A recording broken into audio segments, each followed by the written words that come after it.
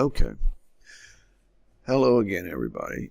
You can see that we've got shown here the version of the robot that has all of the parts in place. I've got my little outliner over here to show where we are in the robot, and we're going to swing down to this purple swing arm, and you can see that because of how the robot needs to put together in order for motion to be done, we have to put this way down inside of its own little spot. And we've selected the whole entire swing arm. This swing arm, if we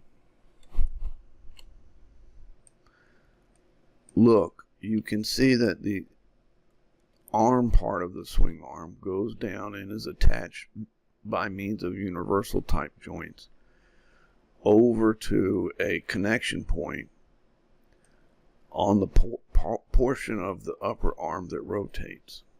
And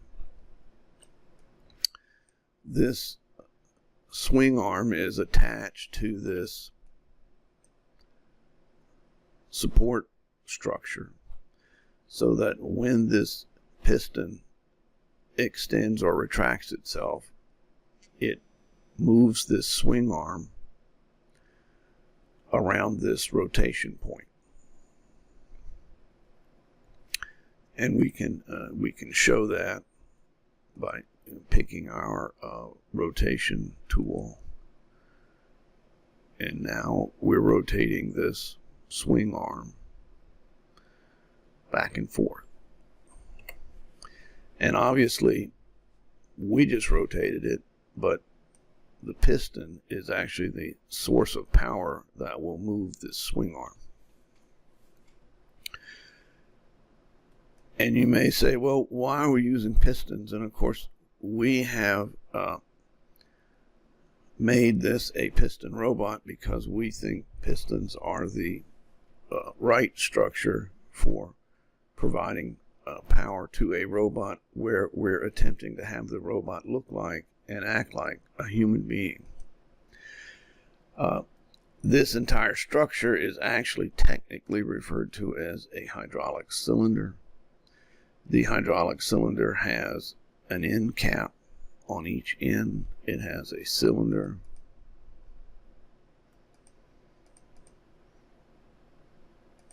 This is the cylinder. This is one end cap. This is the other end cap. Inside the cylinder, if we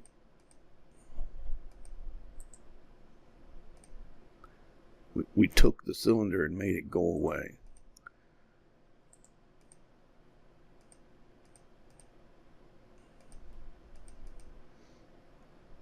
Technically speaking, this is the piston. This is the connecting rod.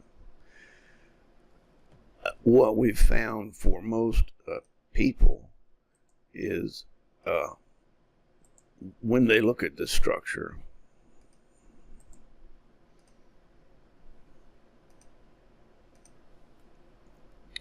they call this a piston.